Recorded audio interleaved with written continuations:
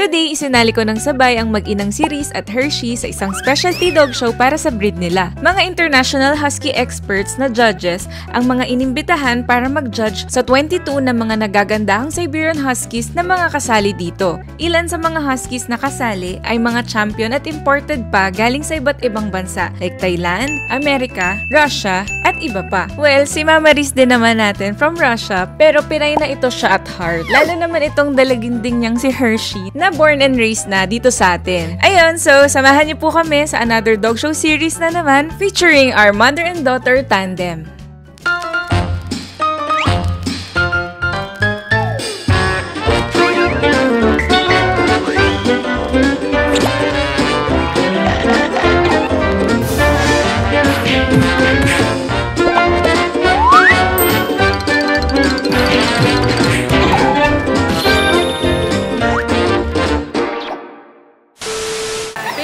Ang laki ng hirap ko dyan. Ang kulit. Wala naman before, after.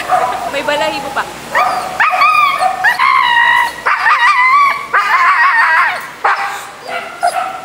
Quiet.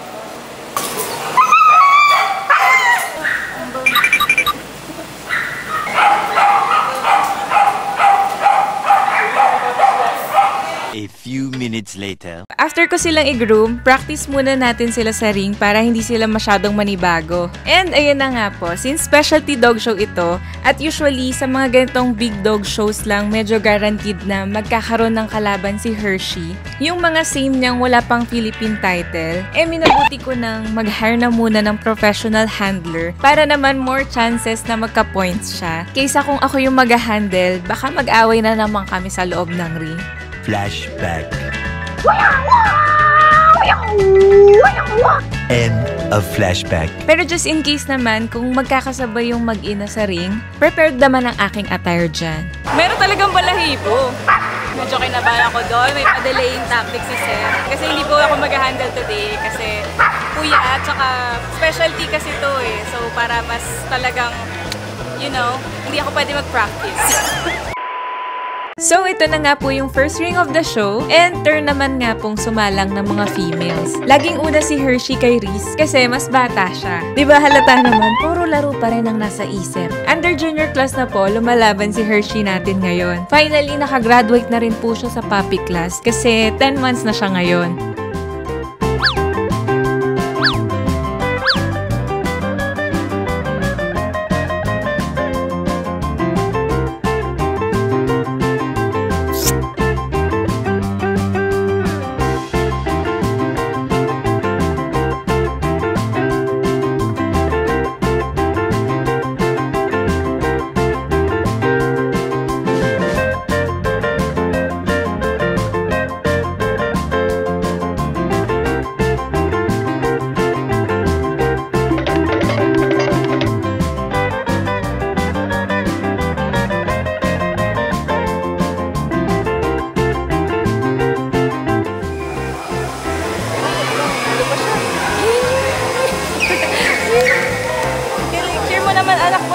Kahit pakulit.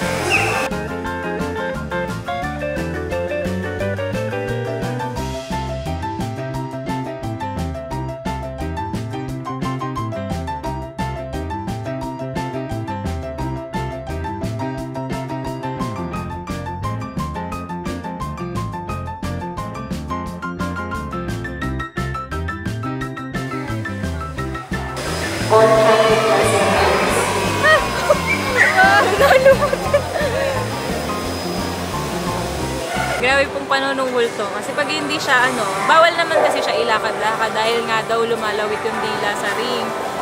So, pagka naman naka-stay put lang siya, nag-iingay. Kaya yan, fish feeding. Maliit lang, yung pangtinga lang. Finally, si Mama Reese naman ang sasalang. Under champion class na female naman po siya lumalaban since Philippine champion na siya noong 2023 pa.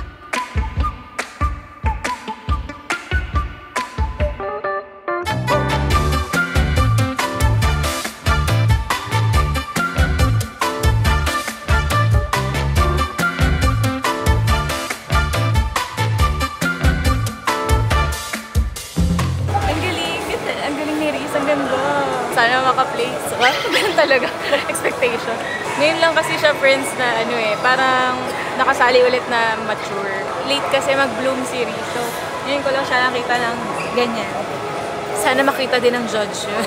Unfortunately, hindi naka-play si Mama Riz natin sa unang ring. Pero okay lang yon kasi tuloy-tuloy pa rin ang laban para kay Hershey Colette. Napasama pa nga po siya dyan sa pilian ng Best of Breed. Pag ganitong specialty show po kasi, tig-apat yung kinukuha sa female at male champion class. Then 2 naman sa winner ng male and female na wala pang Philippine title. Kaya naman, nakalusot yang si Saling Ketket.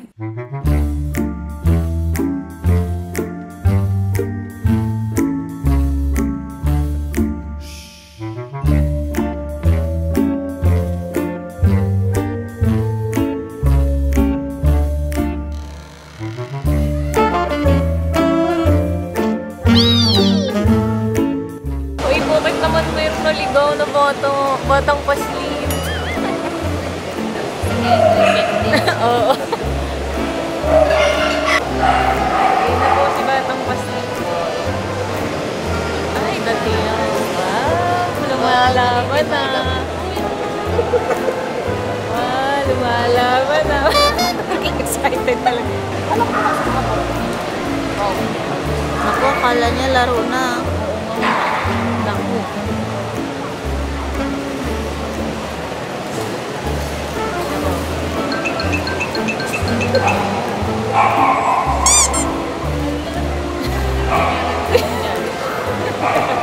Tinatawanan na siya. Kinakalaro niya kasi. Pala ni Hershey kasali siya sa laro. As expected, ang 10-month-old nating makulit ay ligwak na sa round na ito. Pero maswerte pa rin siya na umabot sa dulong part kasi from 22 huskies yan down to 10 na pinagpipilian. Stop to. Stop to si Hershey. Kawawa ng stop to. Tapos, nilabanan niya din yung male na junior para sa Best Junior Award.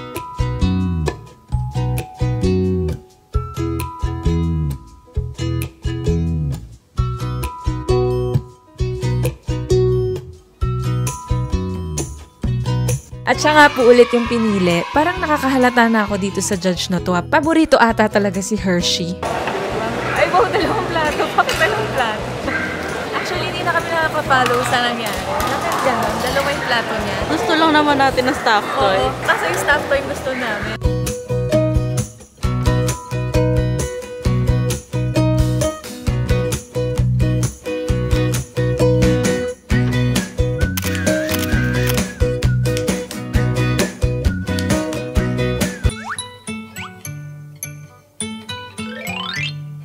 So, second judge na po, uulitin lang po yung procedure nung kanina. Una niya ulit na kalaban sa class is itong female na gray.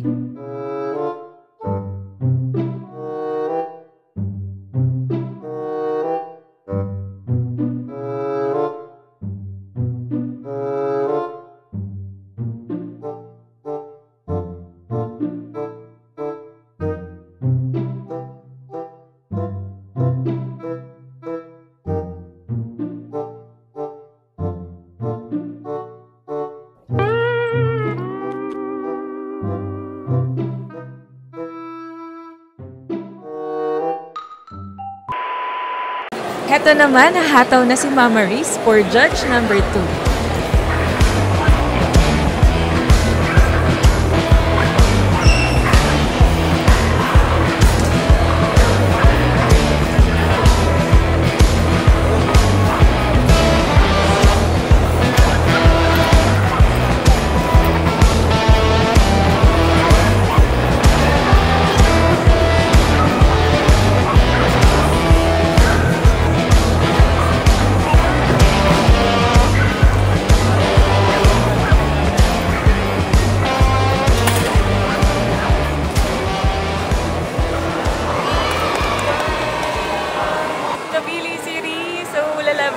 Dun sa parang nilabanan ni Hershey kanina, yung pilian ng Best of Breed. Na-line up siya doon mamaya, katabi ng mga bitches, katabi ng mga females. Hindi ko naramdaman kasi parang feeling namin ayaw siya. Tahimik lang daw siya sa umpisa.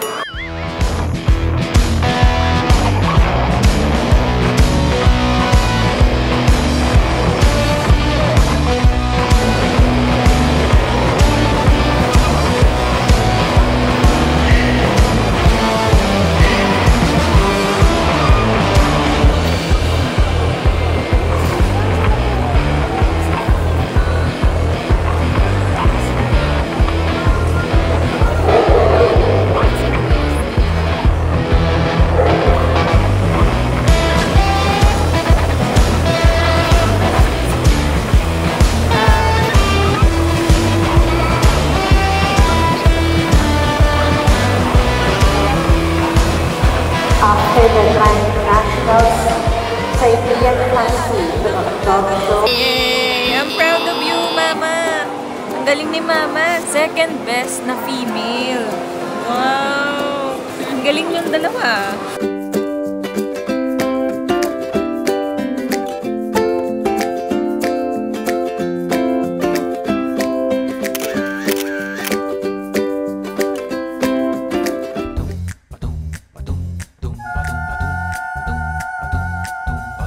Hello, Arisi! Bakit tayo nandito sa kotseng lahat?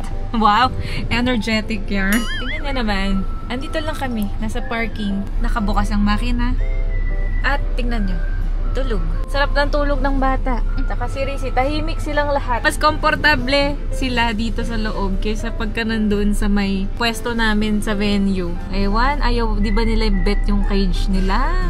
O, syempre marami din kasi ibang dogs tsaka mga tao. Hindi sila sanay, nag-iingay sila. Tapos nakakahiya naman din kasi sa mga katabi na parang mga unruly, kahit totoo naman. So, sama-sama kaming lahat dito. Si auntie nila, Ate Angela. Wala nang energy. Maantok na kasi kaming lahat. Ako, 1 hour lang tinulog ko. Kasi may tinapos akong vlog na for sure napanood nyo na pag napanood nyo to. Tapos ang aga namin dito kanina. Mga 7 AM nandito na kami. So umalis kami sa bahay ng mga 5:45. Kasi nga 8 AM daw magsisimula. So nag-aantay kami ng namin, pang lunch. So inaantay namin si Kuya Grab. Dito na rin tayo kakain. Itsura natin dito. Pero yan sobrang nila, tahimik. Relax na relax. Tignan niya pa yung nguso nung isa doon. Yun pa yung nakasandal. Todo effort pa naman tayo magdala ng gamit. 2 cage, 1 table. Kami lang lahat nagbuhat nun. Tapos hindi nila ginagamit. Ang mga pinggan! Baka makuha. Mamaya, pagka natapos na siguro yung show, kung may energy pa, kailangan picture na natin silang dalawa. Wala na akong kausap. Bumigay na po silang lahat. Yun, kailangan mag-picture magnanay with all their pinggans. May 2 pang ring, kaya hindi pa kami umuuwi.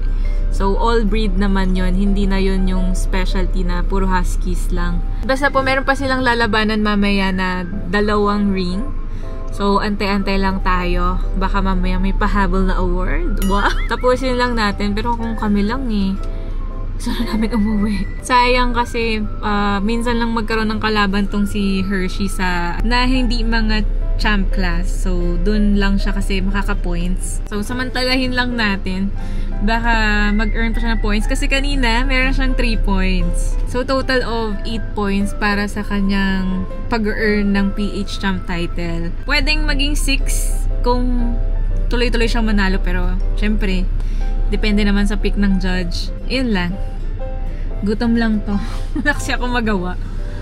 Ay, natutulog na rin si Riz Mare. Ay, tuloy dumili.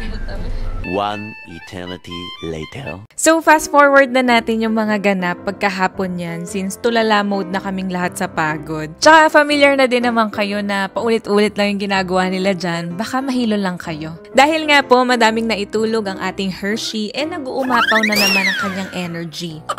Pero okay lang kasi tingin ko mas type din talaga ni Judge yung kalaban niya. Ayan, turn naman na po ni Mama Riz ngayon. And tulad sa previous ring kanina, nanalo na naman siya as second placer sa lahat ng female huskies na kasali. So nakaka-proud talaga si Riz Mare natin kasi mabibigat talaga yung mga kalaban niya dyan. Literal. And just like that, inabot na kami ng gabi kakaantay sa last ring of the day. Pero okay lang kasi nanalo naman si Hershey this time sa unang kalaban niya at nakapag-uwi pa siya ng another 3 points nung nilabanan niya yung mga representative ng open tsaka intermediate class. Siya din yung representative ng breed sa junior class kasi natalo niya din ulit yung junior na male. Si Mama Riz naman ngayon ang nabokya sa ring na to. Pero ang galing nga nung teamwork nilang mag-ina kasi kapag kapili yung isa, hindi napipili yung isa. At least, diba, sure tayo na meron at merong mananalo sa tandem nila. Feeling ko nga matatabig. Okay ba yung distance? Hindi, maluwag to. Dito maluwag? Oo. So yun friends, first time namin maabutan ng closing. Kami na po ang last doggo standing. Anong oras na ba ngayon? Time check, 8 o'clock na ba? 8:22. Almost 8:30 na. Tapos, tignan nyo naman, grabe pa din ang energy. Energetic pa din siya. Naku, pagsasara na po kami ng ilaw, tara na. Pabalik pa kami tomorrow, imbes na mapahinga na. Ito kasi si Hershey nanalo ng Best Junior in Breed, so lalaban siya sa group. Tapos, ngayon, bakit ang sad ko? Grabe, hanggang saan naabot ang 1 hour na tulog mo? Sige, tara, bye na! So yun friends, bali ibang araw na po today. Henry! SPG. Kasi hit na po series, so kaya ayan, non-stop. Ay, tataliang kita. Halika dito. Hindi ako makapagsimula eh. Halika dito. Ay, talaga naman. Ay, sneaky. Susundan mo na si Hershey, ha? Tabi tayo, dito tayo. Halika sa akin. Yan. Ganyan ka lang. Paano naman ako makapagkwento ng maayos kasi? Mayat maya, tingin kay Rizzy. Ay, dito lang. Although naka-diaper naman siya, pero babantay-bantayan ko na lang siya dito sa camera. Weird, pangit lang tignan. Gigi, andiyan ka pala? Oo. Andiyan ka pala, Gigi. Ayaw pa doon? Gulo sila, no? Gulo? Oo. So, nangyari po noon, kinabukasan, wala nang nakabalik sa aming tatlong mga humans. Kasi, grabe yung pagod. Tapos, medyo sumama na rin yung mga pakiramdam nila. Biruan nyo ba naman, 6 AM kami umalis dito. Tapos, nakauwi kami. 10:30 na ng gabi. Grabe. Dito tayo. Hello, Hershey. Hi, Hershey. So yun, pinasamahan ko na lang. Bali si Hershey na lang po nagpunta doon mag-isa. Charot. Hindi, pinasamahan ko siya kay, Kuya Nelvin niya. Kasi kahit naman to, super kulit si Hershey.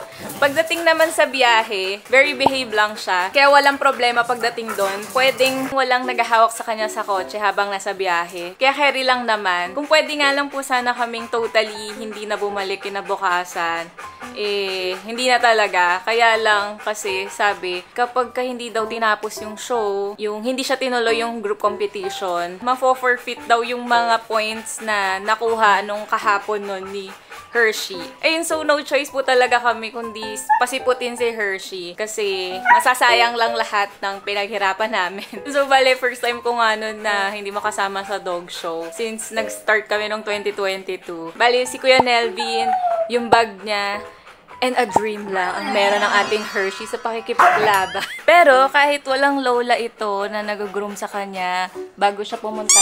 Wow, cream. Ayun, so kahit wala ako na lola niya na nag-groom sa kanya doon bago siya sumalang on every ring, nakuha pa rin niyang manalo sa group competition and nakaabot pa nga po siya doon sa last part ng dog show, which is yung best in show competition for puppy class. Ay hindi, junior na pala yan siya. Ano ba yan? Nakaabot siya sa Best Junior in Show Competition. Tapos hindi pa po doon nagtatapos kasi nakapag-placing pa siya ng 3rd. Iba din talaga ang fighting spirit ng Hershey natin. Pero syempre hindi naman po yung lahat possible kung hindi dahil sa tulong ng aming napakagaling na handler na si Sir Ever Palikpik. So thank you ulit sir sa pag-handle dun sa mag-ina.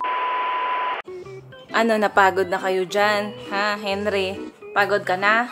And syempre, malaking award na rin naman ang nauwi nitong Mama Riz natin, di ba? Kasi 2 beses siya nag-2nd place. That being said, napapaisip din ako actually kasi never natin nabigyan ng chance itong si Riz na mag-show ng sunod-sunod kasi lagi siyang out of coat, laging itik. So, hindi siya makapagtuloy-tuloy ng sali tapos hindi siya yung mature enough kasi, di ba, baby looking itong si Riz natin. Hindi lang halata pero magfo-4 na yan sa August. Mas mukha pang mature ang anak niyan. So,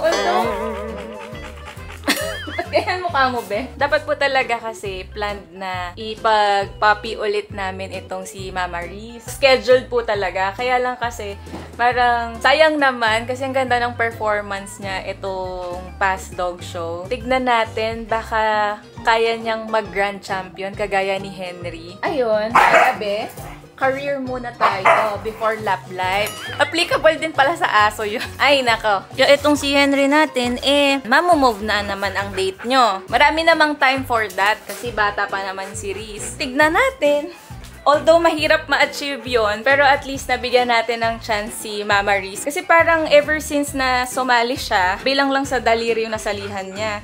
So, yung first sali niya, tapos isa, tapos circuit. Actually, wala pang 5 beses siyang nakasali ng dog show. Pang 5 niya itong nung last. Ano, Rizzy, kaya ba natin yon, ha? Hindi ka muna magbe-baby. Tsaka tama na. Ang kulit-kulit ng isa, oh. Kaya pala isa yan. Katumbas niya 5 papi. Ito namang si Bata. Ang hindi ko muna isasali kasi kita nyo naman, after nung dog show na yon, biglang naging itik. Ayan, kalbo na. Nag-shed siya. So, yung 4 points niya na yon na dapat kulang na lang para maging Philippine champion siya, baka next year na. Pero, ganun talaga. Okay lang naman. At least 4 points na lang yung kailangan niyang bunuin. Tamang desisyon talaga na hindi ko siya pinaliguan noon bago yung dog show kasi ganito magiging itsura na magliliparan yung lahat. Naramdaman ko ni. So, at least pumuntos muna siya bago magpahinga. Ba-birthday ka muna. Kaya alam, pangit mo sa birthday mo, kalbo. Yung king and queen, no? Wow, sarap ng tulog ni Shuk-Shuk. Talagang nakahilata pang gano'n, no? Kasi dyan nakatapat yung aircon. Si Mochi naman, nandito sa floor. Malalaman mo talaga sa pwestuhan nila kung nasa nakaano yung aircon.